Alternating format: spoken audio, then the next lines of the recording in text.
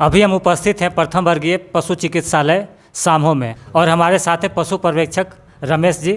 और इनसे हम जानने का प्रयास करेंगे अभी जो लंपी वायरस का चर्चा चल रहा है, लंपी वायरस जो जानवरों में फैल रहा है वो क्यों फैल रहा है, क्या लक्षण है, कैसे पता चलेगा, क्या बचाव है, इन सब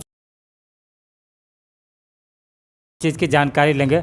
तो सबसे पहले तो ये हम जानना चाहेंगे कि ये किस तरीके से फैलता है, मतलब वायरस से है या किस तरीके का ये बीमारी है। हाँ, ये लंपी वायरस जो अभी देखने के लिए सुनने के लिए मिल रहा है, खास करके राजस्थान तरफ बहुत जानवरों का जो मौत हो चुका है, तो ये एक वायरल डिजीज़ है। वायरस के द्वारा यदि एक जगह फैल जाता है तो बहुत सारे जानवरों में फैल जाएगा। खास करके ये गंदगी से ज़्यादा फैल रहा है, तो जानवर को हम लोग गंदे जगह में नहीं रखें, साफ़ सुथरे जगह में रखें। दूसरी हो गया कि जो जिस जानवर को हो चुका है उसको हम सारे जानवरों से अलग रखें, उसके लिए अलग व्यवस्था करें, भोजन का, पानी का, और साफ़ सुथरा करके रखें। और पहचान जो होता है, इसमें जानवरों को 2-4 दिन हल्का फीवर हो जाता है और पूरे शरीर में ग्रेन्यूल्स हो जाता है, गिल्टी जैसा हो जाता है बड़ा बड़ा, उससे रिम पानी बहना शुरू हो जाएगा। तो समझते हैं कि लंपी हो गया है। और जब ये हो जाता है तो इसका इलाज ऐसा नहीं है कि जानवर मर जाएगा। यदि वास्तव में सही ढंग से इसका इलाज किया जाएगा तो जानवर नहीं मरेगा, लेकिन लोग इस चीज़ को सोचते नहीं हैं। वो क्या करते हैं कि यदि हो गया तो सारे जानवरों के साथ मिला के रखेंगे। तो जब सारे जानवरों के साथ मिला के रखेंगे तो ये तो एक संक्रामक रूप ले लेगा, तो फिर सबों के बस से बाहर हो जाएगा और एक बहुत बड़ी गंभीर समस्या हो जाएगी जानवरों को बचाने का, जैसे अभी राजस्थान में हुआ।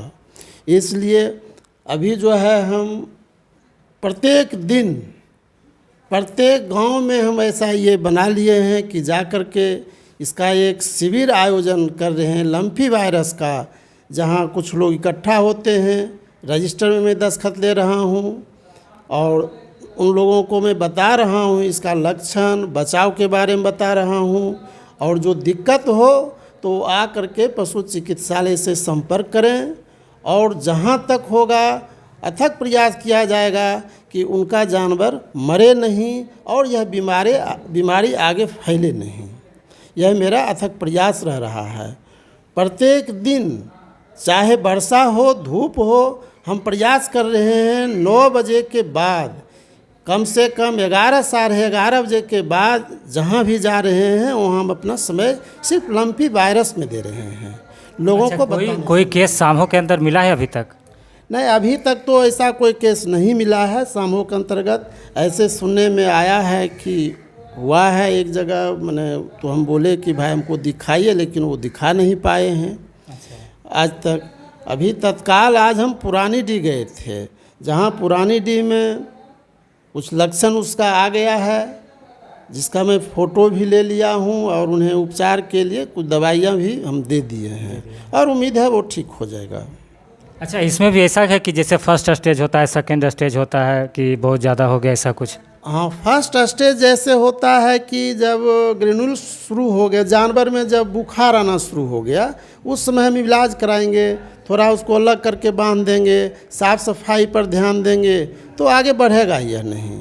और यदि उससे हम छोड़ देते हैं तो पूरे शरीर में जो ग्रेन्यूल्स हो जाएगा वो पकना शुरू हो जाएगा, फटना शुरू हो जाएगा, तो वो सेकेंड स्टेज हो जाएगा। उसके बाद भी हम नहीं संभलेंगे तो होगा कि उसमें कीड़ा पड़ जाएगा।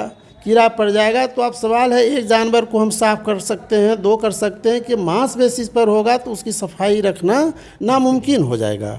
इसलिए यदि फर्स्ट स्टेज में हम नहीं सुधरे, सेकंड स्टेज में भी यदि हम इलाज कर लेते हैं तो जानवर की मौत नहीं होगी। हाँ, और जहाँ तक दूध है तो दूध को उबाल करके अच्छी तरह से खाया पिया जाएगा, कोई बात नहीं रहेगी। अच्छा, पशुपालक जैसे मान लीजिए कि अगर अलग भी करके रखते हैं, जिस पशु को बीमारी हो गई है उसको दूसरे पशु से अलग करके रख रहा है, लेकिन एक ही पशुपालक अगर उसकी सेवा भी कर रहा है, दूसरे गाय की सेवा कर रहा है, तो उसमें किस तरीके की सावधानी वो बरते? हाँ, ये बहुत अच्छा प्रश्न आपने किया। जो भी पशुपालक हैं, तो जिस पशु में ये लग गया संक्रामक रोग तो अपना भर वो प्रयास करें कि अपना कपड़ा, जूता, चप्पल जो भी हो वहीं छोड़ दें। अपनी हाथ की साफ़ सफाई अच्छी तरह कर लें। पहले अच्छे जानवरों का ये खाना, दूध दुहने का काम कर लें, तब बीमार जानवरों के पास जाएं, जिससे होगा कि ये बीमारी फैलने से बहुत रुक जाएगा। और आप लोग का अगर लग रहा है कि आपके जानवर में ऐसा कुछ लक्षण है तो आप जो स्वास्थ्य केंद्र यहाँ बिजुलिया चौक पर है, यहाँ आकर डॉक्टर साहब से संपर्क कर सकते हैं और उचित इलाज करवाकर बचाव भी कर सकते हैं। इसके अलावा भी बचाव का और कुछ दवा, जो आयुर्वेदिक दवा एक तरीके का बताया गया है सरकार के तरफ से, उसके लिए अलग से वीडियो हम डाल देंगे, आप वहां देखकर अपने पशु की देखभाल कर सकते हैं।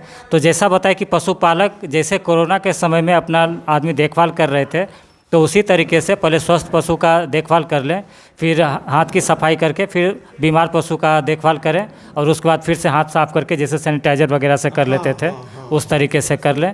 यही उपाय है। अभी बचाव करना होगा क्योंकि बहुत तेज़ी से बाहर में फैल रहा है, और गांव में भी अगर लक्षण आ गया है तो बीमारी फैल सकती है। तो बचाव में आप लोग लगे रहिए। वायरस वाले बीमारी में बचाव ही एकमात्र उपाय होता है। तो इसके आगे अगर और भी कोई तरीके की नई जानकारी आती है इस बीमारी को लेकर, तो हम डॉक्टर साहब से मिलकर उसके बारे में भी आप तक जो है जानकारी पहुंचाएंगे। धन्यवाद।